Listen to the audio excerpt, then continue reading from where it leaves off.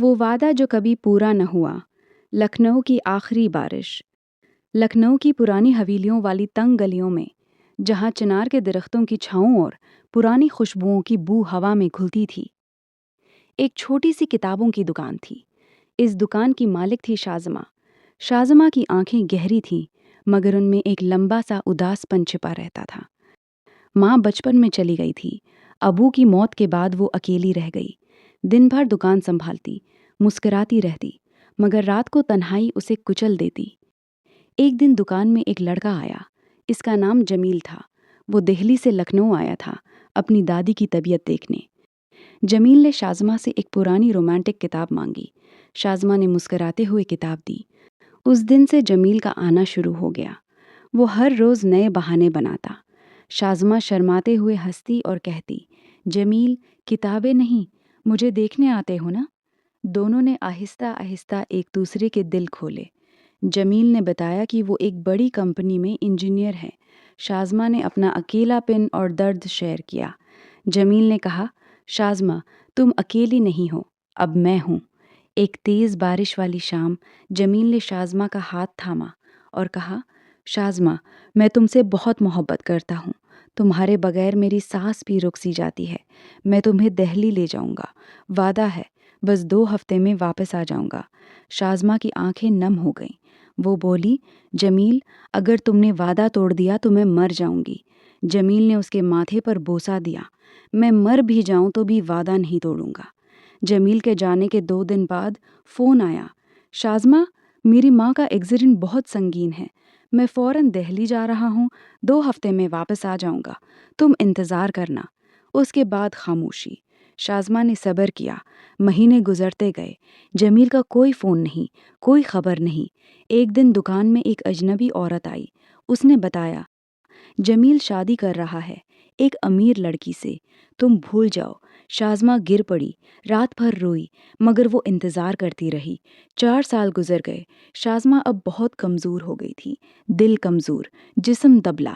Doctor نے کہا، زیادہ دن نہیں۔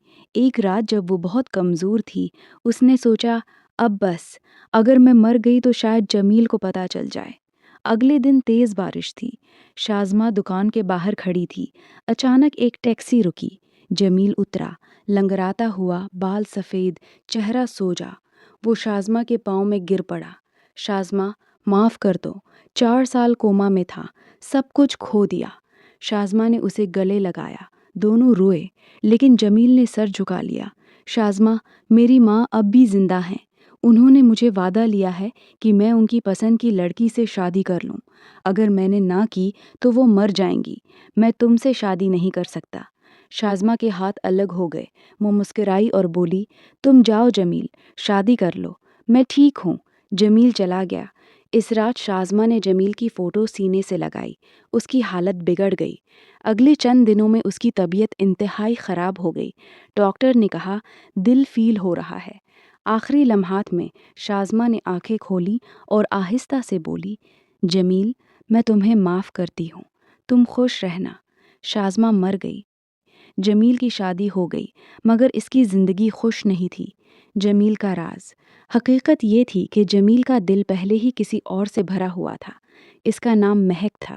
مہک اس کی پہلی محبت تھی۔